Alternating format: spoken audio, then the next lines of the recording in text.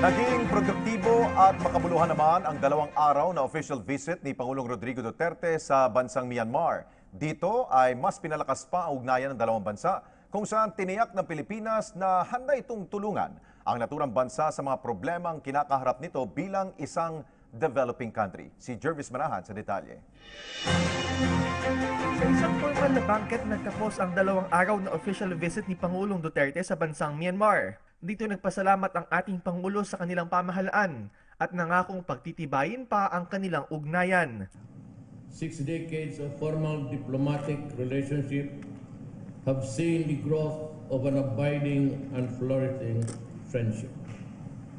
With our common historic experiences and shared dreams of peace, progress and prosperity for our peoples, we have a unique bond that we must continue to nurture and strengthen. We have sought and seen remarkable progress and active cooperation in the areas of agriculture, labor and trade, and investment. We aim for more.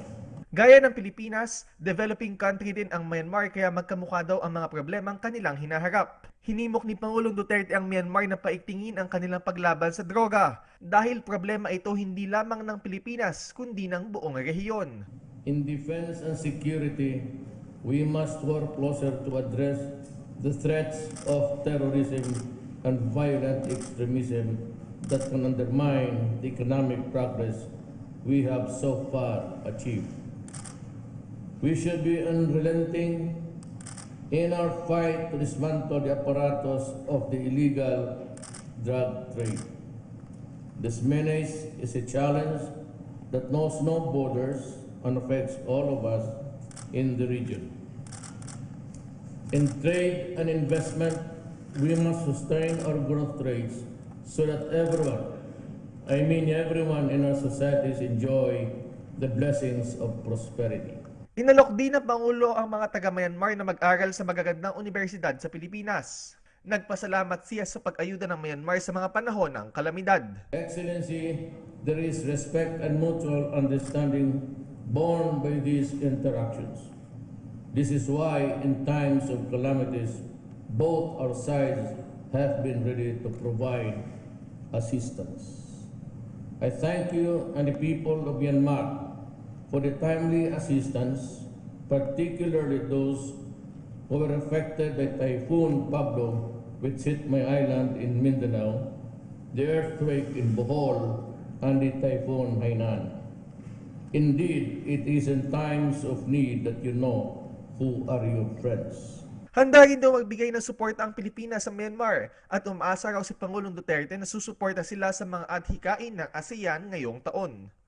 Excellency, this year, our friendship gains special significance as we commemorate the 50th anniversary of Asian establishment.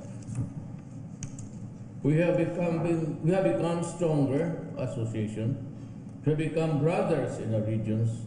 Let us work together to sustain the momentum of growth, security, and stability for the ASEAN region. The Philippines counts on Myanmar's full support during our ASEAN chairmanship.